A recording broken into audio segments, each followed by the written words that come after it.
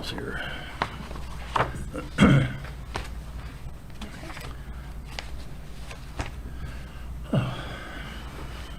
Well, good afternoon.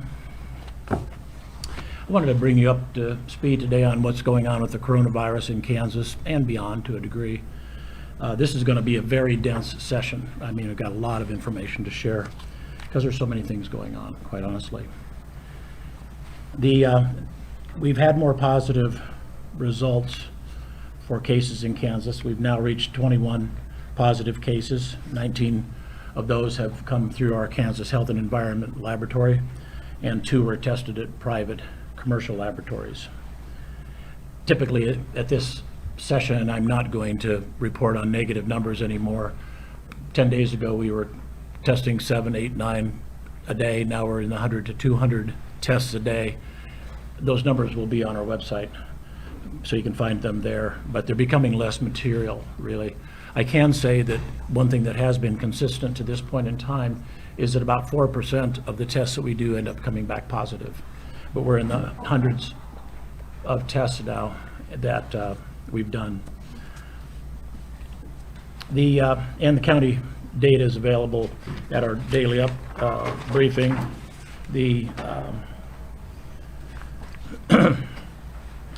And we'll get back to a little bit more of that in a minute.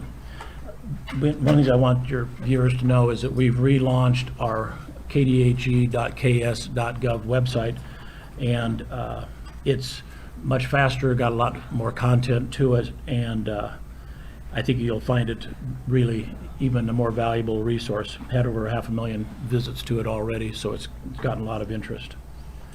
One of the things that is, I think, interesting to share is that you remember that ship that had returning cruise vacationers on it, the Diamond Princess. We repatriated our Kansans back to their homes. We were sensitive to the fact that they've been waylaid, that they've had anything but a good time where they've been in quarantine on the West Coast.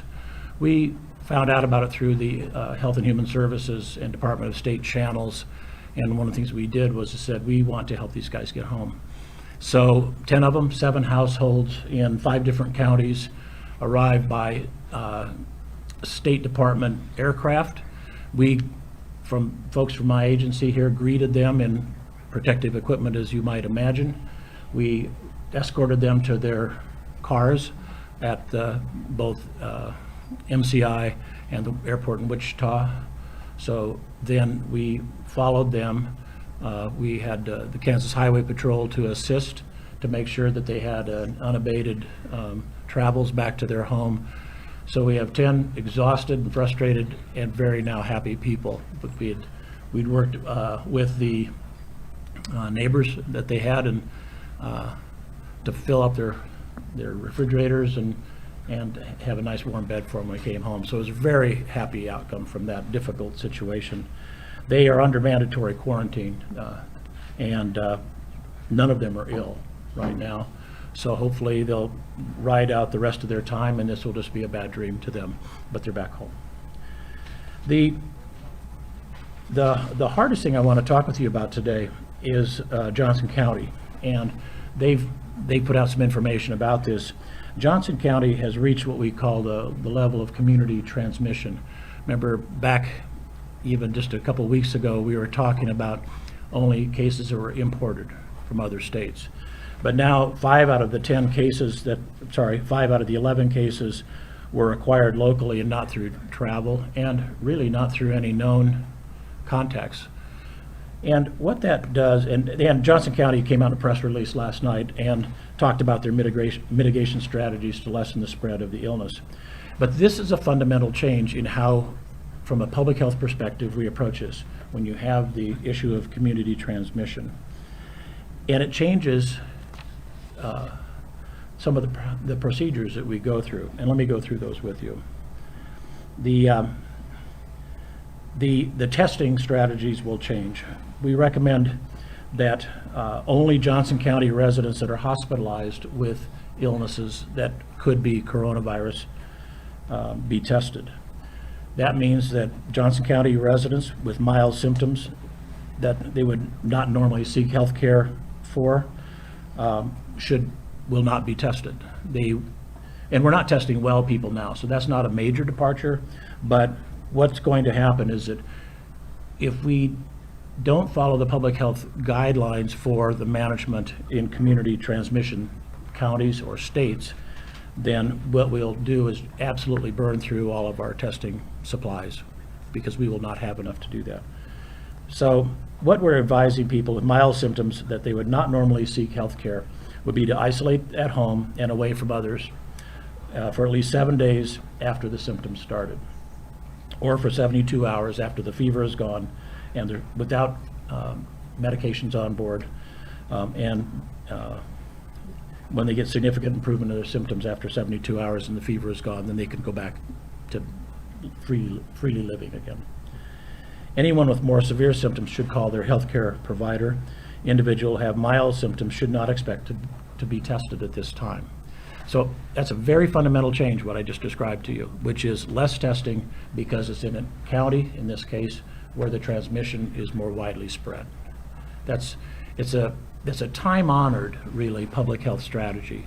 And because really what it boils down to is you say, when there's wide enough spread, it's kind of like, what's the point? Well, we know what it is, and then be treated at your home for that. Testing needs to be prioritized for the sickest patients who are seriously ill and require admission to the hospital. Some states have done this all along this way, I might add, that is only hospitalized patients that received it. We've been more liberal in our testing, but that's because we did not have widespread community transmission. Excessive testing of patients with minor symptoms puts too much strain on the laboratories and on resources. There is no need for treatment for COVID-19 suspected patients with mild illness to be screened with a test. Isolation and quarantine. KDHE will continue to isolate and quarantine based on the changing international and national standards. In a county such as with widespread dissemination of the disease, isolation and quarantine orders, which have traditionally been described as voluntary, are mandatory. And the reason is because the case counts are going up and spread is assumed. New topic. Ventilators, we were asked about that, and at this time in the state of Kansas, we have 168 unutilized ventilators at this moment in time. We have, of course, hundreds that are in use throughout the state of Kansas now.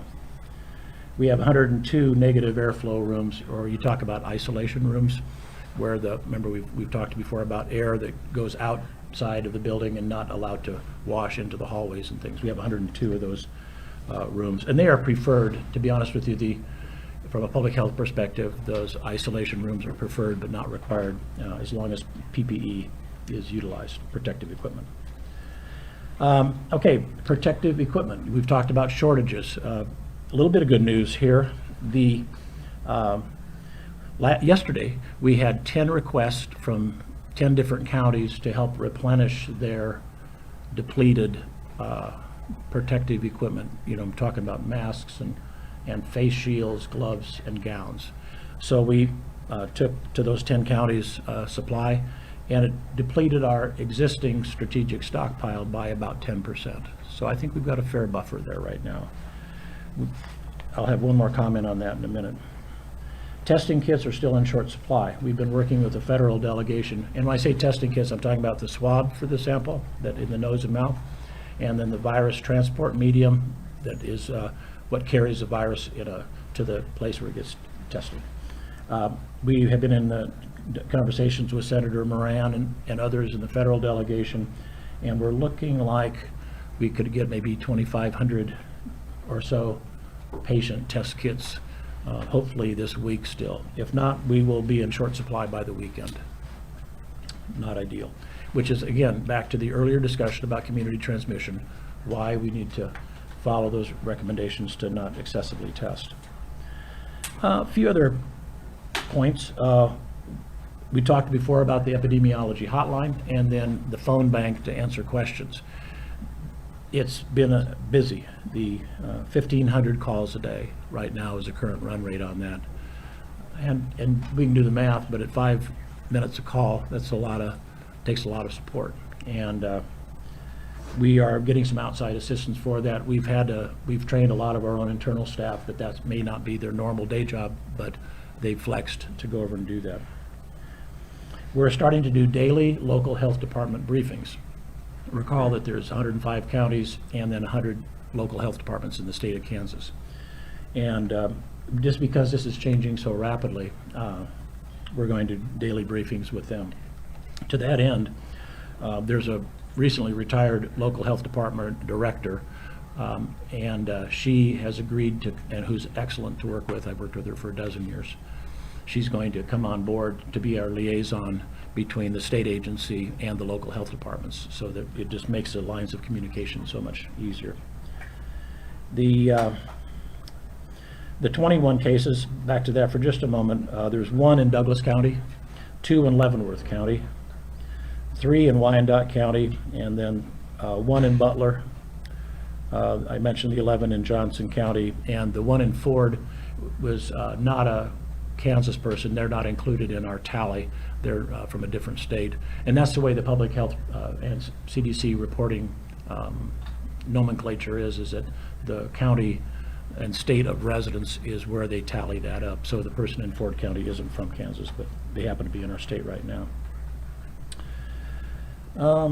We're running now between 130 to 200 of the samples per day now for coronavirus, and I don't have any reason to believe that will drop, even with this change in the testing in Johnson County. CDC notice of award we have received.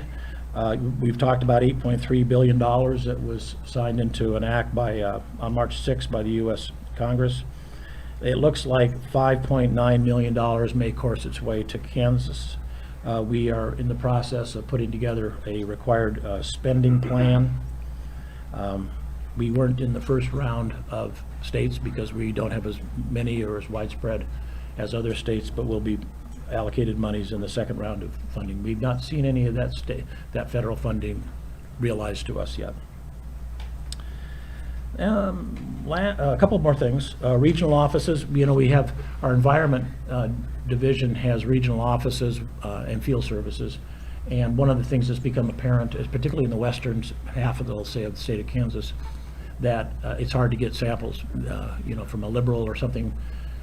Is there a Quest lab that they could take it to Denver? Is it a swab that could be done and brought here? Any way you slice it, it's hard to get people tested from the western half. So what we've done is we're asking our environment staff to be, because they've got cars as part of their field service work, they're going to be the couriers to bring lab tests back to Topeka. Finally, I wanted to give you a glimmer. We have a terrific team in what we call Incident Command, where we meet every day. And because this is a complicated effort, and it's going to get more complicated. And we have what we call lines of effort, or we call lines of effort. And I wanted just to step through with, and then that's the last comments I have for prepared comments, if you will. The lines of effort are, the first one is epidemiology and the disease investigative services. It's classic detective work. Where does a disease come from? Where is it going? How many cases do we have? Second line of effort, community testing and approaches. How is it that we interface best? What's the most efficient way? What's the most accessible way that we could interface with our constituency?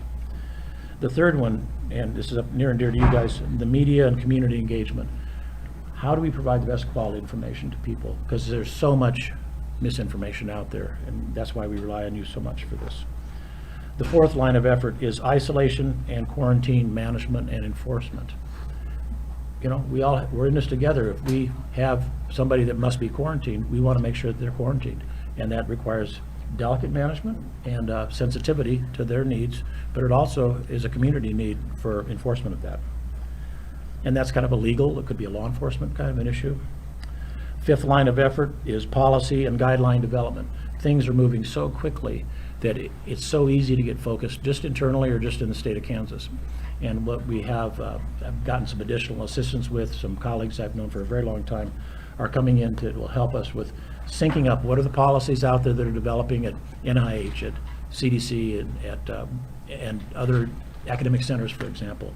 And then how do we bake that into the guidelines? Because I know it's been frustrating. So when we hear about it from like a local health department, wait a minute, one day you said this and yesterday you said that. And the reason is because things are changing that much. So line of effort number 5 is around policies and guideline development.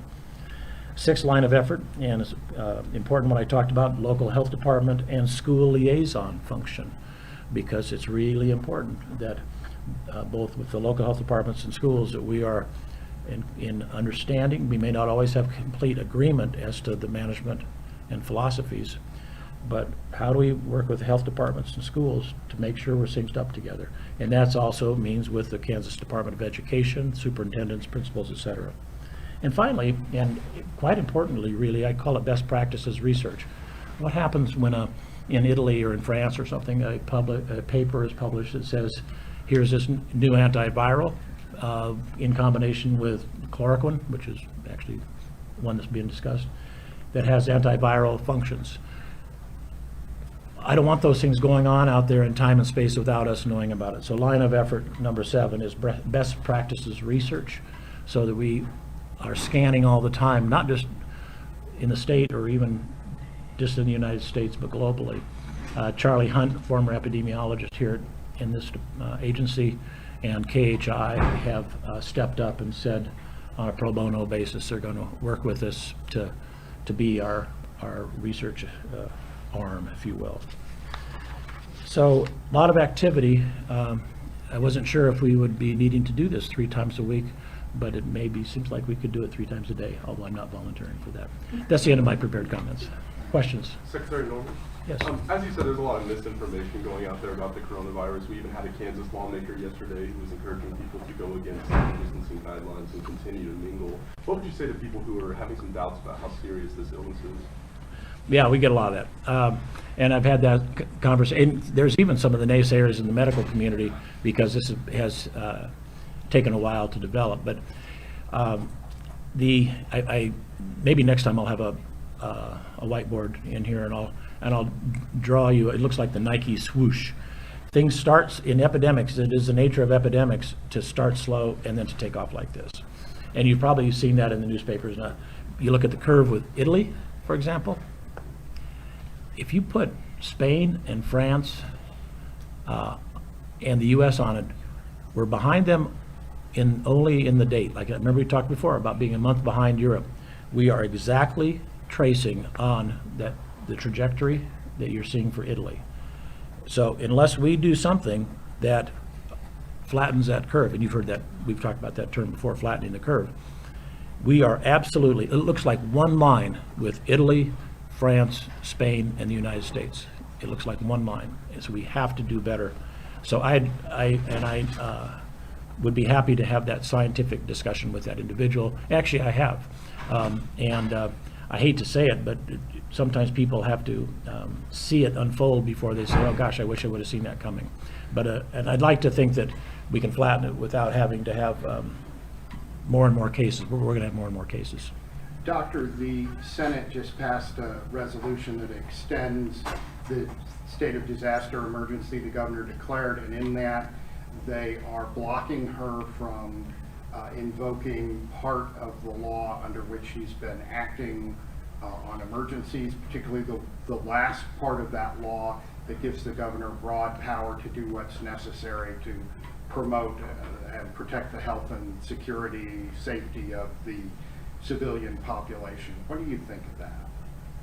Well, I'm not an expert on statute or legislative functions, but I do think that, and I've been there at the table with Governor Kelly and the governor's office staff, and it's been a very thoughtful discussions that have led to the recommendations and the things that she's done, very grounded in research and in the things that we can advise her on.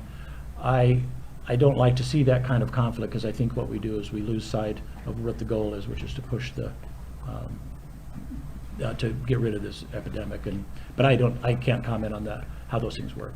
The argument, though, was that the closing of K-12 schools was an overreaction, that there was no need to close the schools all the way through the end of the semester, that it could have been handled 2 weeks at a time, maybe 4 weeks, and a reevaluation.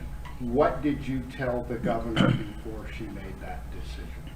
Well, I advised her on the trajectory of what the illness is projected to be. I think that question is really best directed to the governor.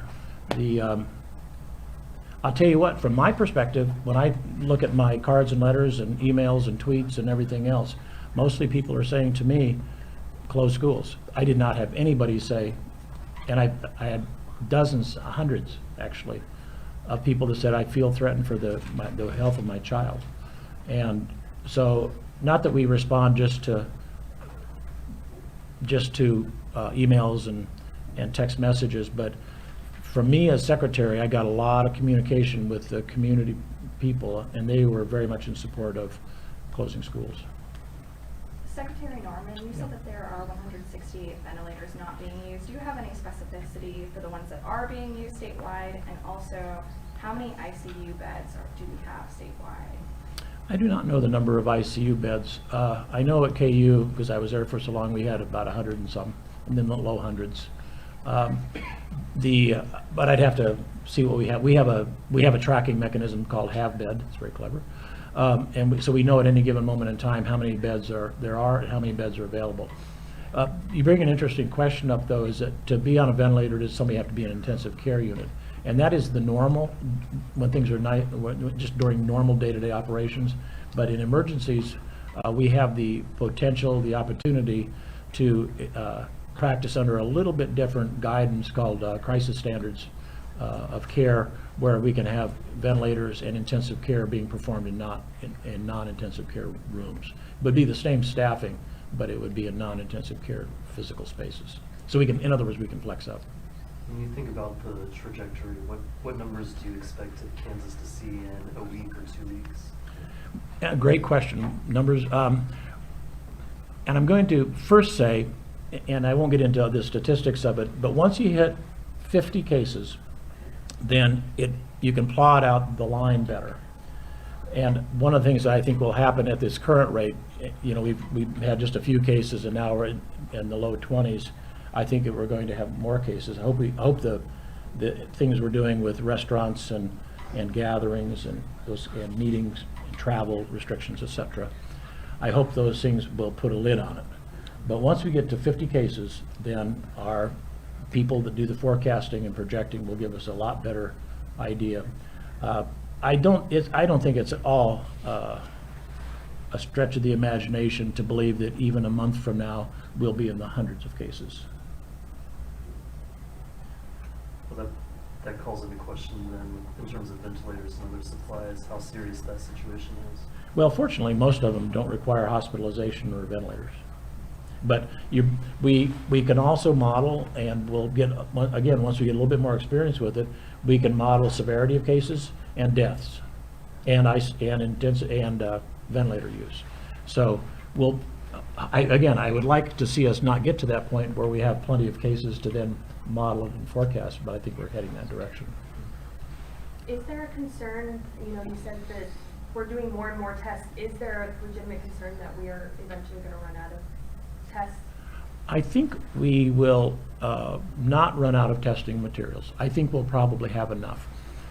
But it's an interesting, and this is a thing that I think people have a hard time getting their mind around, and that is, if you get to a place like we're talking about in Johnson County, where you've got enough disease to merit not doing the testing, then in a way that has a perverse benefit for the other areas where you still have to do more testing because you've not reached that tipping point. And think of that as a tipping point.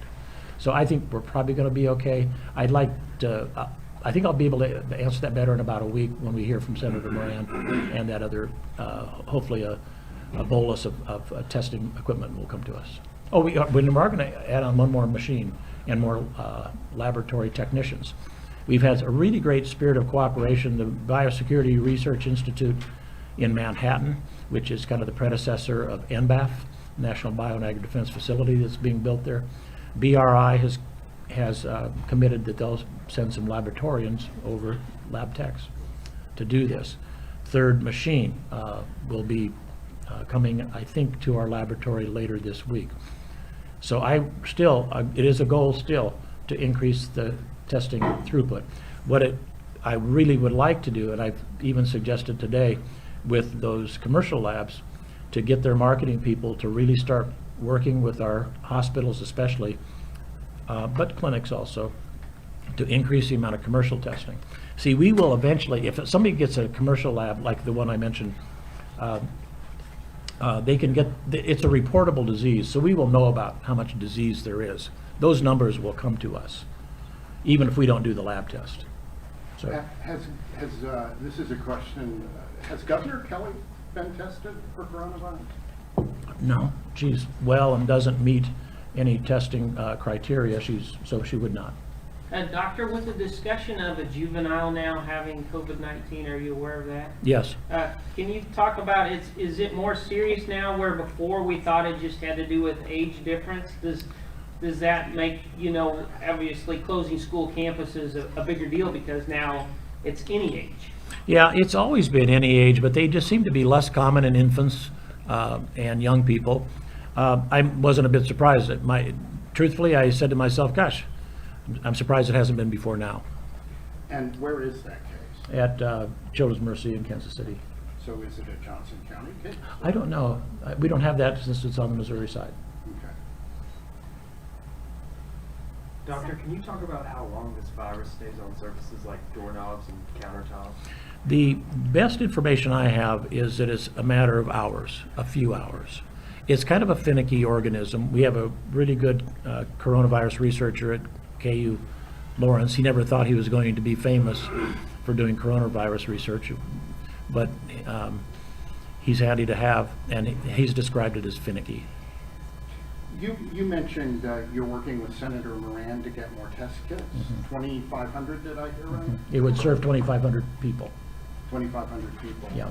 And talk a little bit about how you're doing that. Where would they come from? The federal government? Yes. Well, I don't. To be honest with you, I don't know the answer to that. We can find that out, though. I don't. I know that Vice President Mike Pence, when it came to N95 respirator mask, went right to 3M company in Minneapolis and just said, "What can you do? How can we help you increase production?"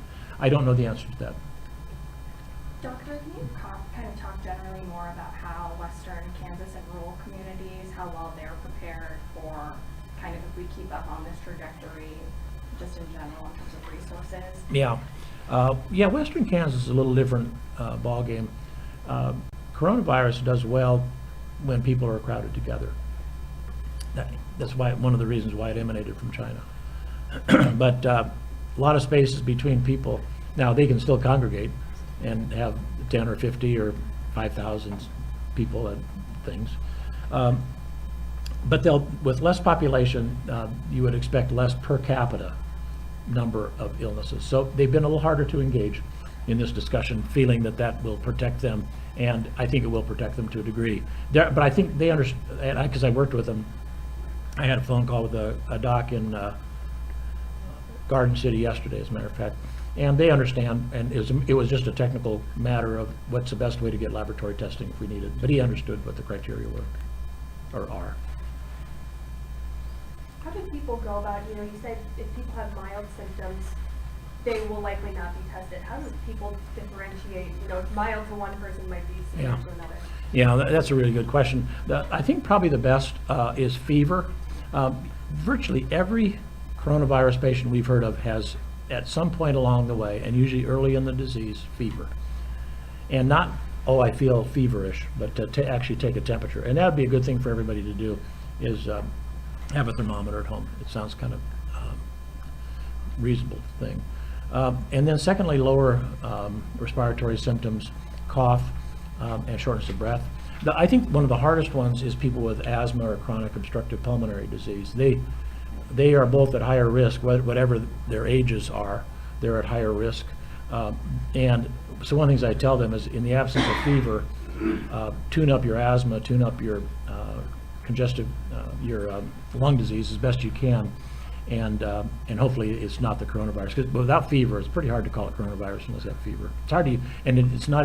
It probably won't even be tested for. Yeah, because back to your question, John, if somebody's well, or doesn't have fever, they probably don't have coronavirus. They're very low risk.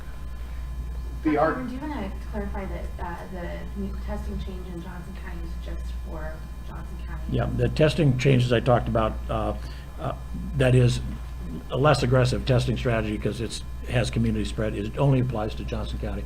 Now, whether that eventually goes to Wyandotte or other counties that are picking up more cases will remain to be seen, but that's just Johnson County. the argument though for testing the governor, or frankly probably you, would be that she and you are in charge of the state's response to this, and therefore you're kind of two of a group of people who can't be allowed to get sick. I've never felt important before. How flattering. But no, really, I don't think it makes sense intellectually because it's going to be negative. If a person is well, they're going to have a negative test, and doesn't mean I'm not going to have it tomorrow. What do I do, get tested every day? One more question. Can you clarify, you said early on that the test kits were in short supply and we may be in jeopardy by this weekend, but then later you said that we aren't in danger of running out of tests. Well, yeah, I didn't mean to be unclear. I believe we have about 500 right now and a current burn rate of 150. That would put us by the weekend in jeopardy, but I'm pretty sure we have, through our routine supply channels, we have some that have been promised to us, and then through the Senator Moran, the federal delegation, enhanced number. When you were, just real quick, when you were talking about fever, do you have like a specific number or? 100.5 or greater. Something I can say definitely, 100.5 or greater. Thank you all very much. Good to see you. See you on Friday.